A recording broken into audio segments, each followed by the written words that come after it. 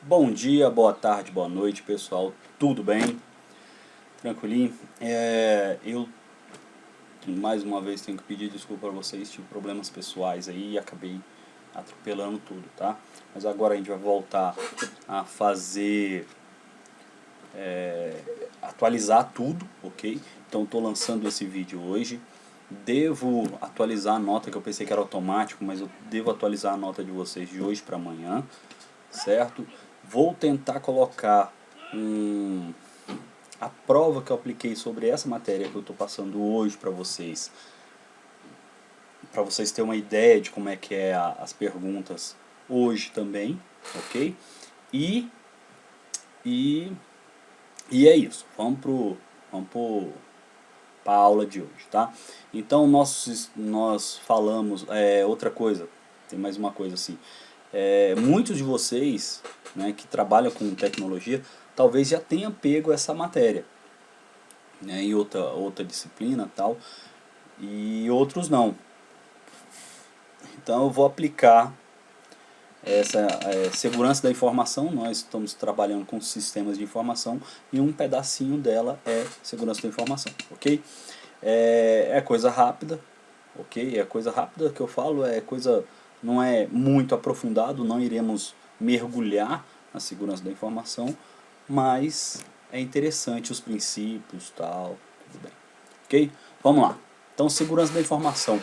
O que é a segurança da informação? Do que eu estou falando, ok? A gente vai passar aqui tipo um joguinho, né? Tá aqui, ó.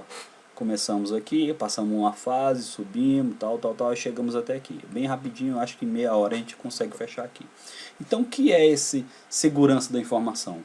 De vez em quando eu olho para cá, vocês já sabem, né? De vez em quando eu olho para cá, eu vejo se não caiu, tá? Já é a segunda vez que eu starto aqui, de vez em quando ele para, né? Mas vamos lá. Então, quando eu falo de segurança da informação, eu estou falando da sua personalidade digital. Não só sua personalidade, mas todos os seus arquivos e por aí vai. E o que forma a sua personalidade digital é justamente o quê? Tudo que você faz digitalmente, ok? Então, você trabalha na internet, você trabalha no computador, você mexe no celular, você faz uma infinidade de coisas que geram arquivos, que geram informações, que geram uma pancada de coisas que podem ser manipuladas tanto por empresas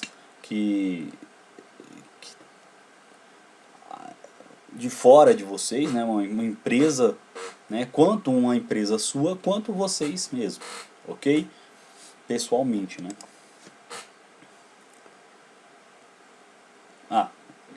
Esse é uma quantidade gigantesca de arquivos, né? A gente não tem noção de quanto a gente gera de arquivo.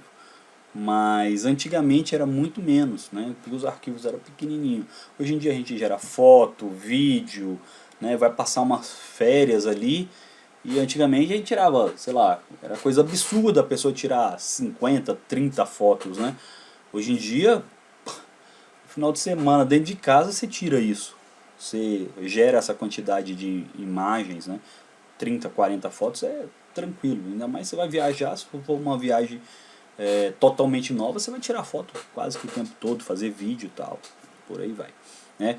E nesse momento a gente está falando só de vídeos, de fotos, ó, só de informações, né, de arquivos no seu celular, né, no seu pendrive, ok, um HD talvez aqui, do seu computador.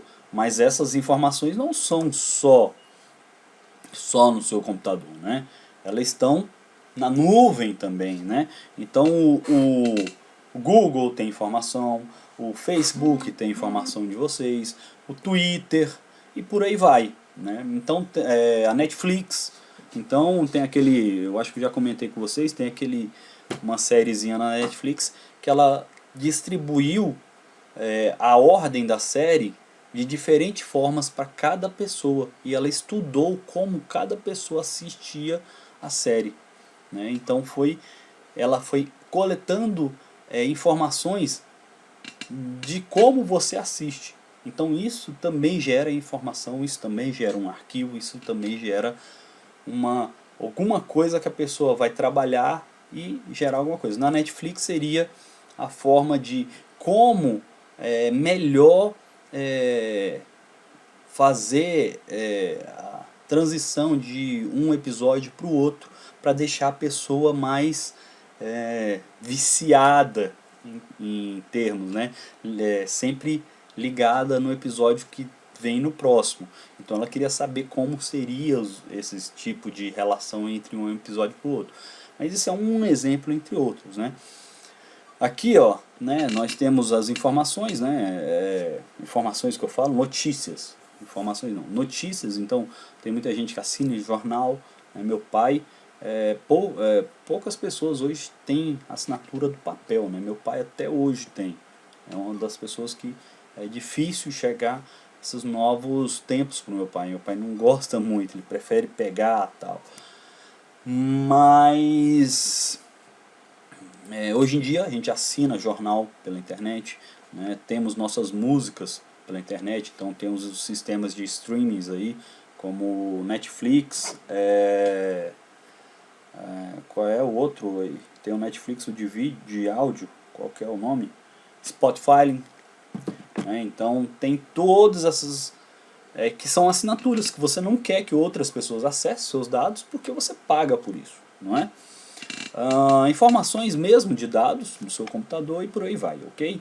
Blog, se você tem um blog por aí, hoje em dia poucas pessoas têm blog, né? Bora pra frente. E resumindo, né, isso foi um apanhado do que seriam as suas informações, resumindo o que eu falei no começo da aula. Você digital, tudo isso que engloba todos esses arquivos, essas informações, geram uma imagem sua digitalmente. Tranquilinho? E essa imagem deve ser protegida, né? E quando eu falo protegida, a gente vai entrar ali nos princípios. E protegida não é que ninguém acesse, mas que tenha um controle, ok? Igual o Facebook. Você não quer que as pessoas, você quer que as pessoas acessem as informações que você posta no Facebook, né? Mas você quer ter um controle também, ok? Antigamente não era assim, né? Tudo que você colocava ia para todo mundo, né? O Facebook foi lá, implementou, e agora você pode colocar, não, só minha família acessa, só o pessoal do meu trabalho quero que acesse essa informação, esse post, sei lá.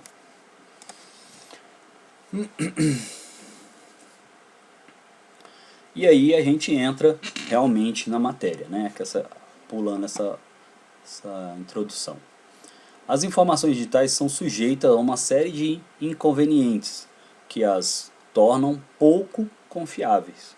Quando eu falo em inconvenientes, por exemplo, se eu perder um pendrive desse aqui, muito dificilmente eu vou recuperá-lo, né? Então isso é um problema, né? Quando estou falando pouco confiável, no sentido de se eu não fiz alguma coisa para me proteger a informação que eu tenho aqui dentro, e se essa informação é importante para mim, e eu perder ela, fica um sentido bem complicado. Eu tenho que fazer alguma coisa para que essa informação eu possa mantê-la ela dentro do meu pendrive, mas de uma forma que, independente do que aconteça, eu consiga ter ela, né? Ou seja, roubado, ou alguma coisa do tipo. Tem várias coisas, né? Se eu for roubado, por exemplo, esse pendrive meu não tem nenhum sistema de segurança. Todo mundo vai poder ver. Então, se fosse uma coisa importante, deveria ter uma forma de proteger ele para que ninguém veja, consiga ler ele. Vamos tratar isso aí, né? Segurança da informação e seus princípios. A segurança da informação trata justamente dos conceitos técnicos e recursos que tenta minimizar essas fragilidades do sistema das informações, ok? Das informações digitais, né? Os princípios da segurança são simplesmente os pré-requisitos para que se considere um sistema de informação seguro, né? Então estamos tentando botar segurança em informações, em sistemas, para proteger justamente o que a gente falou atrás, né? Então todos os nossos arquivos, todos os nossos acessos, ok? Esses princípios estão apoiados em 4, vamos falar cada um deles, 4 pilares que sustentam a segurança dos sistemas de informação, não é? Vamos lá. Então, quais são esses 4 pilares? É a CIDA, tá? Ele deu um pulo aqui um pouquinho mais pra frente, mas seria esse aqui, ó, a CIDA, né? Então, confidencialidade, integridade, disponibilidade e autenticidade. O pessoal põe aí que é a CIDA, né? Confidencialidade, integridade, disponibilidade e autenticidade. Cada um deles, vamos passar passo a passo cada um deles, ok? Então, o que seria a confidencialidade? É a garantia de que uma informação não será acessada por pessoas não autorizadas. Quando uma pessoa vai lá, você publica, quando você publica uma coisa na internet e você deixa aberto para que todos vejam, e uma pessoa que você não gosta, um vizinho, sei lá, acessa essa informação, o princípio da confidencialidade não foi rompido, porque você deixou que todos acessassem. Ele só é rompido quando você fala assim, eu quero que só a minha família veja essa publicação, tenha acesso a essa publicação minha. E aí, um vizinho, por algum motivo qualquer, acessa essa informação, essa publicação, esse post, sei lá. Aí a gente tem uma quebra desse primeiro princípio, ok? Então, confidencialidade é a garantia de que só pessoas que você autorizou irá acessar aquela informação ou aquele arquivo e por aí vai. Tranquilinho? Né? Aí, ó, ser confidencial, ser sigiloso. Né? Como é que você atinge esse princípio? Né? Tem algumas formas, né? Mas, por exemplo, quando você manda um e-mail, o e-mail ele vai pela internet, ele está aberto ali, né? Então, se não houver nada e alguém conseguir pegar esse pacote internet, né? Para quem não é de informática, mas as informações da internet trafegam na rede por pacotes, né? E se alguém conseguir por algum motivo pegar esse pacote e ele abrir esse pacote, ele vai conseguir lê-lo, né? Então, para a gente impedir que esse pacote seja lido, né, continue confidencial, tem algumas formas. Primeiro, né, a mais comum, por exemplo, no caso do e-mail, seria a criptografia. O que é a criptografia? É uma forma de eu pegar um documento, deixa eu ver, alguma coisa escrita, uma imagem, um documento, qualquer coisa que você queira que faça, né? E você embaralhe ele, você misture, né? Hoje em dia tem criptografias bem modernas, com chaves e por aí vai, né? Com coisas bem... uma aula só de criptografia levaria aí umas 3, 4 aulas, né? Então é bem complexo. Mas com com fórmulas matemáticas você criptografa a imagem ou o texto ou o que você quiser, que por mais que a pessoa pegue esse pacote na internet, quando ele abrir vai estar tudo embaralhado, ele vai ver a informação, mas ele não vai conseguir compreender. Isso eu estou garantindo a confidencialidade. Por mais que a pessoa pegou o arquivo, ele não consegue ler o arquivo, ele não consegue ler o arquivo, não consegue ver, entender o arquivo. Isso garantiu a confidencialidade. Uma senha também garante, né? Então no seu celular, que você põe uma senha aqui, perdeu o celular na rua, tá muito quente, gente. Porque eu tenho que fechar a janela aqui, tenho que fechar a porta, botar uma luz aqui na frente, senão não consegue ver meu rosto, né? Então fica muito quente.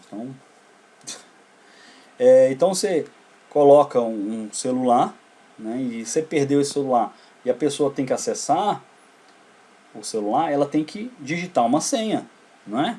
Essa senha garante que as coisas que estão dentro desse celular não sejam visualizadas por pessoas que você não autorizou, ok? Então a senha também entra aqui. Segundo princípio, integridade é a garantia de que uma informação não será alterada sem autorização durante o seu trajeto ou seu armazenamento, né? Manter-se íntegro, né? O que é uma pessoa íntegra, né? Uma pessoa íntegra é aquela pessoa que, independente do interpério, né? Independente das dificuldades, ela se mantém agarrada aos seus princípios, né? A sua integridade, né? Ela se mantém íntegra, ela não deixa as coisas externas afetar o que ela pensa, o que ela faz. Então é uma pessoa íntegra. Os arquivos são do mesmo jeito. Então, se eu colocar uma... se eu impedir o outro princípio, a pessoa podia chegar, ver aquela informação toda bagunçada, ele não ia entender, mas ele podia alterar, ele podia mexer na informação. Então ele mexendo na informação, ele não sabia o que estava escrito, mas ele pode mexer. Nesse princípio a gente já garante outra coisa, a gente garante a integridade, ele não vai poder nem mexer nesse arquivo, ou se ele mexer, a gente vai ficar sabendo que ele mexeu, entendeu? Então se eu enviei o arquivo, certo? Eu enviei o arquivo, embaralhei ele, né? E aí a pessoa pegou, não leu, mexeu uma vírgula, quando eu recebi do outro lado, eu tenho que saber que a pessoa mexeu uma vírgula. No caso da criptografia, se ele mexer, quando eu for descriptografar vai dar errado, né? Então eu vou saber que ele mexeu também, né? Mas o recurso que você usa para ter integridade realmente é o hash, né? Aqui, ó, recurso que permite que se saiba se a informação foi ou não alterada com o hash. São necessários para que se ofereça esta garantia, ok? Então o hash, o que é o hash? O hash é um cálculo matemático, uma fórmula matemática que traduz toda aquela informação daquele arquivo em um número grandão, é um número gigante, sabe? Grandão assim, que toda vez que eu pedir para fazer esse cálculo nesse arquivo, ele vai gerar o mesmo número. Mas se eu alterar uma vírgula sequer, um pixel sequer, se for uma imagem, se eu alterar um pixel, se eu alterar uma vírgula, se for um texto, o número todo vai alterar. Ele vai mexer todo no número, certo? Então quando eu vou enviar o e-mail, eu gero o hash, mando o e-mail e depois mando o hash, certo? Geralmente separado, né? E aí, quando a pessoa do outro lado pegar a imagem, ou pegar o arquivo, ele vai pegar o hash, vai gerar o cálculo com o programinha, né? Ele gera o cálculo, vai sair um número. Quando ele olhar esse número e olhar o outro número que eu enviei, ele tem que bater igualzinho. Se bater, ninguém mexeu. Não houve alteração no meio do caminho. Se o número mudar qualquer coisa, realmente ele foi alterado por algum motivo. Ok? Então, integridade, se manter íntegro. O próximo é disponibilidade, ok? A disponibilidade eu acho que é bem tranquilo, né? É a garantia de que um sistema de informação estará sempre disponível aos seus usuários quando requisitado, né? Disponibilidade é o melhor exemplo que eu vejo é um namorado, né? O namorado, o casal, ele olha para o outro, um para o outro, e quando a moça precisar dele, o cara tá ali do lado, ele está disponível, né? Ou então, se ela tá dirigindo em algum lugar, furou o pneu, liga para ele: ô meu bem, eu furei meu pneu aqui, tem como vir trocar? O cara larga o que ele está fazendo e vai lá trocar o pneu para a mulher, ou para a moça, né? Ou então a moça precisa de fazer alguma conta, uma ajuda na escola, o cara liga para ela: meu bem, eu não sei fazer isso, tem como você me ajudar aqui? A moça vai lá: não, é assim, sabe? Eu acho que vocês entenderam o negócio, né? Então, estar disponível, né? Disponibilidade é estar disponível. O recurso que se usa para abarcar esse princípio, aqui está reserva, né? Reserva, backups, né? Mas na tecnologia nós usamos a mesma coisa, é redundância. O que é redundância? Por exemplo, eu tenho esse pendrive aqui e eu tenho uma informação, certo? E esse pendrive eu andar com ele na rua, vou andar em tudo que é lugar, certo?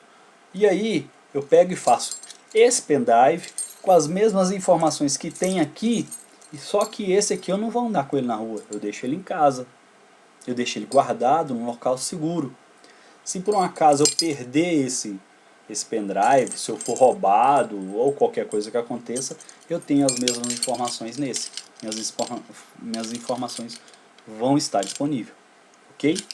Outra coisa interessante nesse princípio é essa segunda parte aqui, ó. Estar disponível quando o usuário for solicitar. Às vezes, você está num banco e aí cai o terminal, né? A rede cai. Ali você tentou fazer um acesso e o sistema caiu. Então ele ficou indisponível. Ele rompeu esse princípio. Mas no caso, vamos supor, se foi programado, os terminais do banco tal não estarão disponíveis nesse período tal, ele não seria, há controvérsia em alguns textos, tá? Mas no meu entender, se você fala que não, você programa uma indisponibilidade, você programa, meu sistema não estará disponível no final de semana. Ou então, todo final de semana, o sistema funciona de segunda a sexta. Sábado e domingo, ninguém acessa esse sistema. Então, os usuários estarão preparados para usar esse sistema de segunda a sexta. O sistema vai estar disponível no sábado e domingo? Não, mas é previsto. Se é previsto, então ele não rompeu o princípio de disponibilidade, ok? Então, se está programado tal, não há rompimento, mas há rompimento apenas quando eu preciso dele, era para ele estar funcionando e por algum motivo ele caiu. Tranquilo? Próximo. Autenticidade é a garantia de conhecer a identidade de um usuário ou sistema de informação com quem vai se estabelecer comunicação.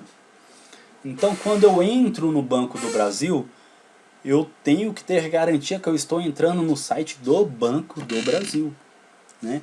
Essa garantia de que eu estou entrando no sistema do banco, né? Eu falei Banco do Brasil, o exemplo, né? Mas essa garantia de estar entrando no banco que eu quero entrar, isso é autenticidade, certo? Ser autêntico, eu sou eu, né? Como é que eu consigo atingir esse princípio, né? Então, biometria, hoje em dia a gente tem biometria até no celular, né? Então a biometria, bancos, você vai lá e coloca digital, ok? Então assinatura digital, a Receita também já tem, né? Então quando você vai mandar, eu acho que para toda empresa agora é com assinatura digital, e para os demais, né, da Receita, os usuários da Receita, você tem a opção, né, não é obrigatório, mas você tem a opção de enviar os seus dados para a Receita com assinatura digital, né, assinatura digital, certificação digital. Então isso tudo garante que eu sou eu, né, garante que do outro lado, né, quando você vai acessar um banco, ou então quando você vai acessar o SERPRO, né, para justamente fazer a certificação digital, por aí vai, você tem um sistema que garante que eu estou acessando o SERPRO, que garante que eu estou acessando a Receita, ok? Isso ele está abarcando a autenticidade, ser autêntico, né? Além desses 4 princípios, né, nós temos mais 2 princípios, que são derivados desses 4 princípios, né? Que são o não repúdio e o privacidade. O privacidade é um princípio secundário, né, que é um derivado, determina que um usuário terá condições de decidir quais informações serão disponíveis e quem terá o direito de acessá-las. Okay? Então, para me abarcar esse princípio, eu preciso da confidencialidade, certo? Então eu preciso de estar preservado o princípio da confidencialidade e o da autenticidade. Então, eu tenho que saber e decidir, poder decidir quem é que vai acessar esses arquivos e ter certeza que são eles que estão acessando esse arquivo, ok? Então entendeu, né? Para mim ter a privacidade eu preciso ter a confidencialidade, o princípio da confidencialidade e o da autenticidade juntos, ok? Que é o que hoje o Facebook faz, né? Então você determina, não, eu quero que todo mundo acesse, todo mundo, não, eu vou publicar alguma coisa e essa coisa que eu quero publicar, eu quero que só a minha família acesse. É uma coisa íntima da minha família, uma coisa que só a minha família vai ficar sabendo. Então, todos os demais não conseguirão acessar aquele post meu. Aí tá garantindo a privacidade. E o segundo, né, o próximo, né, é o não repúdio ou irretratabilidade. É a garantia de que o autor de uma informação não poderá negar falsamente a autoria de tal informação. Bem, eu escrevi um texto e mandei. Aí a pessoa recebe lá do outro lado e dá um procopó danado, né? Dá uma confusão danada. E aí eu pego e falo, não fui eu que escrevi isso aí. Entendeu? Isso não fui eu. Como é que você está falando que fui eu? Né? O não repúdio ou irretratabilidade é justamente isso. Quando eu mandar para esse princípio, né, secundário ser estabelecido, eu preciso da autenticidade e da integridade. Né? Então, eu mandei o e-mail com certificado digital, com hash, com tudo, e aí quando chegou lá do outro lado, deu confusão, aí eu falo, não fui eu. Ele fala, não, foi você sim, que eu tenho o princípio da autenticidade funcionando e foi exatamente o que está escrito. A informação não foi alterada no meio do caminho e a informação foi você que assinou. Uma assinatura digital é sua, tal, então eu não posso falar que não fui eu. Eu não posso repudiar aquilo que eu escrevi. Certo? A Receita usa a certificação digital justamente para isso. O cara manda as informações para a Receita e aí depois, sei lá, a Receita quer cobrar o cara fala, não fui eu que fiz. Não, meu amigo, não é bem assim. Né? Então, você escreveu, você fez, foi você sim, ok? E aí eu tenho preservado não repúdio e irretratabilidade. Para ter isso, né, eu coloquei aqui o não repúdio e irretratabilidade, porque em alguns concursos cai esse, tá? Mas geralmente o pessoal chama de não repúdio, tá? E para ter ele, eu preciso da autenticidade e integridade juntas, ok? Ok. Aqui por exemplo, tudo que você vai fazer na justiça, se é um documento digital, ele precisa ter o não repúdio, senão eles não aceitam, ok? Não faz lógica, né?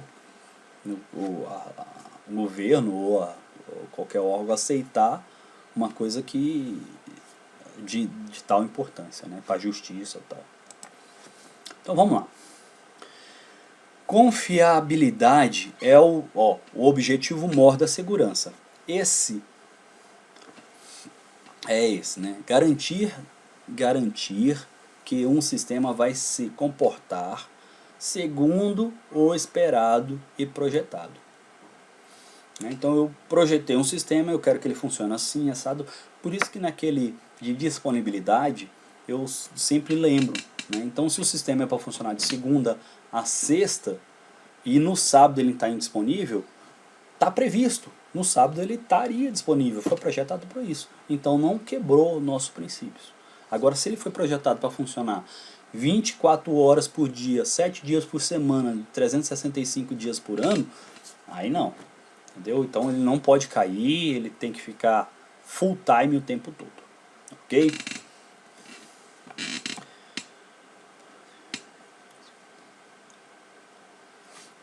A perfeição, né? Então, para atingir a perfeição, esse princípio deve ser alcançado. E para ele é necessário que se respeite todos os demais princípios, ok? Então eu preciso ter redundância no sistema, porque aí eu garanto a disponibilidade. Então se eu estou no servidor, para o pessoal de TI, se eu estou no servidor, eu tenho duas máquinas rodando aquele sistema, né? Eu tenho uma segurança de senha, criptografia, hash, tudo isso abarca para que meu sistema seja seguro. E agora a gente está falando muito do sistema, mas eu estou falando também do pessoal. Então quando eu tenho uma empresa, ou então quando eu tenho meus próprios arquivos, é interessante que eu me apodere de algumas desses princípios para que não tenha problemas, né? Inclusive quando vai acessar um site, é importante que eu garanta que aquele site é daquela instituição, né? Que não seja um phishing, né? Que é um hacker, por exemplo, aí nós vamos falar de hackers aí pra frente, que criou aquela página, né? Eu vou acessar a página do Banco do Brasil, a página é igualzinha do Banco do Brasil, mas foi criada por uma outra pessoa. Então eu tenho que garantir que não seja isso, né? Vamos lá. E aí a gente falou dos princípios e agora a gente vai falar um pouquinho, bem pouquinho, das ameaças, tá? É só um princípiozinho, né? As ameaças tem muitas, né? As ameaças são todas as condições ou possibilidades de dano ao sistema de informação, maculando as garantias associadas aos princípios vistos, ok? As ameaças podem ser convertidas em sinistros. Esse aqui é já um pouco mais técnico, né? Dano em si, né? O sinistro seria igual acidente de carro, né? Então você bateu, aí você liga para o operador, deu ruim aqui, né? Deu ruim, preciso de ajuda. Por meio de um ataque, então a pessoa está te atacando e ele conseguiu atacar e deu um problema ali, né? Ele conseguiu acessar um arquivo, alguma coisa do caso, e aí seria um sinistro, né? Ou falhas, aí a falha já seria o negócio da redundância, né? Então eu tenho um HD que está funcionando no sistema, um computador que está funcionando no sistema que é importante para a minha empresa e por algum motivo ele quebra, né? Então isso é uma falha, não seria em si um sinistro, seria uma falha, né? Uma falha de hardware no caso, né?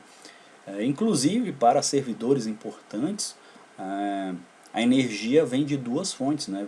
Você contrata a SEB e aí contrata com servidores muito grandes, você contrata outra operadora de outra cidade que ele vai fazer um core todo diferente só para disponibilizar, que aí caiu da SEB você continua com a outra energia. E ainda com o gerador, né?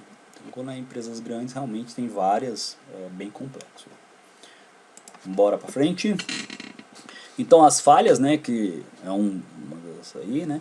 As falhas de hardware são impossíveis de prever normalmente, impossíveis de consertar, né?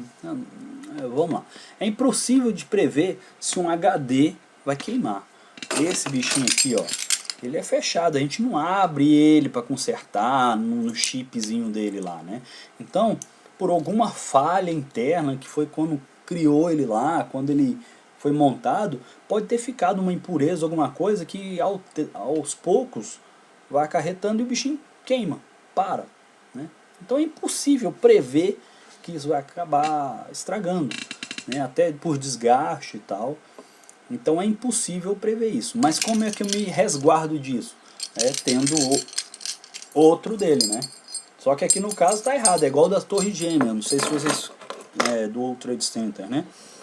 Muitas empresas tinham a sede das informações, todos os seus bancos de dados, num prédio e o backup estava no outro prédio, né? E aí quando houve aquele desastre, né, que aqueles aviões bateram lá, um prédio caiu e logo depois o outro avião bateu no outro prédio e o backup se perdeu, né? Então a ideia é que esse backup esteja realmente seguro. Quando é uma empresa que vive dos seus dados, isso é muito importante. O Banco do Brasil, por exemplo, tem um data center aqui em Brasília, outro em Curitiba e outro, se eu não me engano, é no Rio, né? Então são lugares bem distantes justamente para impedir que aconteça alguma coisa do tipo. Ok? Inclusive, do outro lado sempre, muitas empresas faliram porque perderam os dados, né? Porque o backup estava num e a informação estava num prédio e o backup estava lá no outro. Vulnerabilidades dos programas, né? Então, o backdoor, né? As brechas, né? Então, cara, é muito comum hoje você instalar um programinha que faz uma coisa engraçadinha no seu celular, que você vai postar no Facebook, e na verdade ele faz aquilo que você está querendo e coloca um programinha dentro do seu celular para disponibilizar alguma informação ou então abrir uma porta, né, um backdoor para um hacker entrar no seu celular, tal, né, seria um cracker, né? Então, temos que ter muito cuidado com esses programas assim da internet e tal. Temos que ter confiança em quem produziu aquele programa e por aí vai, ok? Sempre está fazendo atualização. Quando é o pessoal de TI mesmo que está trabalhando com isso, tem que estar de olho nas atualizações, fazer a atualização, nunca fazer direto na base, né, ter um computador para atualizar primeiro, para ver como é que é, se funcionou a atualização, se está tudo certinho, e depois colocar para o servidor principal, né. E para quem não é especializado aí na área, é interessante que você tenha informações de quem fez aquele programa. Hoje em dia qualquer um de nós pode criar um programa e botar lá no Google Play lá para o pessoal baixar. Qualquer um pode fazer isso, né? E aí, né, uma pessoa mal intencionada pode fazer um programa para uma coisa que é interessante para vocês, que compare o seu rosto com o seu próprio rosto daqui 10 anos, ou com o rosto da sua avó, sei lá, qualquer coisa desse tipo, né? Eu estou falando desse exemplo porque houve, né? Então teve aquele programinha que postava as fotos do Facebook no negócio e abria uma porta para criar botnet, né? Criar máquinas zumbis, né? O pessoal estava usando isso aí para algumas coisas ilícitas, tal, né? Aquele programa que comparava o rosto de uma pessoa com a do outro, tal. Bora para frente. E tem os ataques realmente, né? Então o cara que é especializado no sistema, ele entende como é que o sistema funciona. E hoje em dia não tem só os ataques de sistema, tem os ataques da reengenharia ou engenharia social, né? Que o cara liga para a secretária para saber o nome do dono, né? É interessante, eu acho que eu já recomendei para muitos de vocês aquele Prenda-me se for capaz, né?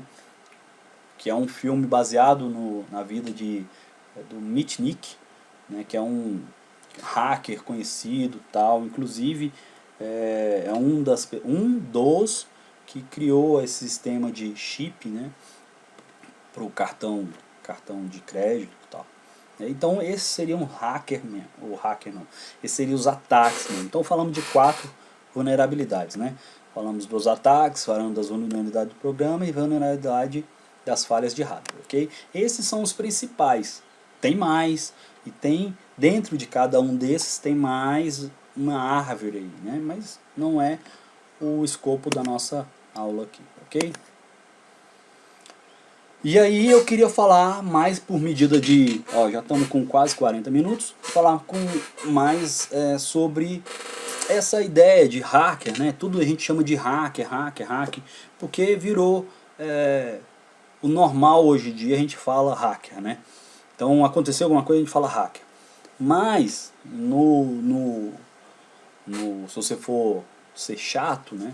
Os hackers não são o pessoal do mal, né? Seriam os Jedis ali, né? É uma comparação que eu acho que fica fácil de você lembrar, né? Então o hacker, ele é o cara que usa a força, mas não necessariamente a força pro mal. Ele pode usar a força do bem. Tem muitos hackers que invadem sistemas, entram dentro do sistema e mandam uma mensagem pro administrador do sistema, ó, seu computador, seu sistema, sua rede tem vulnerabilidade nisso, tem vulnerabilidade nisso, naquilo ali, conserta isso, conserta aquilo, ok? Então tem pessoas, tem hackers aí na rede que fazem isso, né, e eles têm orgulho de fazer isso, ok? Mas, contrapartida, tem um pessoal ali do mal, né? Tem os Darth Vader da vida aí, né? Que seria o nome mais próximo aí, né? Tem outros, né? Mas seriam os crackers. E dentro dos crackers tem vários aí. Tem os spammers, os phishings, tem... Spammers não, spammers é um problema, né? Mas é os phishings, crackers, tem uma infinidade. Mas dividindo só entre hackers e crackers, eu já acho que fica interessante. Então quando você, ainda mais se você é da TI, né, se você é uma pessoa que não trabalha com isso, não é importante, né? Agora se você é da TI é interessante, o cara sempre saber, quando ele ouvir falar de cracker, ele sabe que é o pessoal que está fazendo coisa ruim lá, que está trabalhando, que está atrapalhando, né? E o hacker não, o hacker é o cara que tem um notório conhecimento, tal, que ele pode estar ajudando até, né? Tranquilinho? Por hoje é só, gente. Eu vou tentar enviar as notas. Eu pensei que era automático, mas eu vou tentar enviar já de hoje para amanhã. Vou tentar colocar algum questionário. Eu estou pensando em colocar a prova que eu fiz do semestre passado, ok? As perguntas que eu pus do semestre passado sobre segurança da informação. E teremos pelo menos mais 2 vídeos, como esse, para a prova do segundo semestre, tá? Do segundo semestre, né? Para A2, ok? Um abraço, pessoal. Tchau, tchau.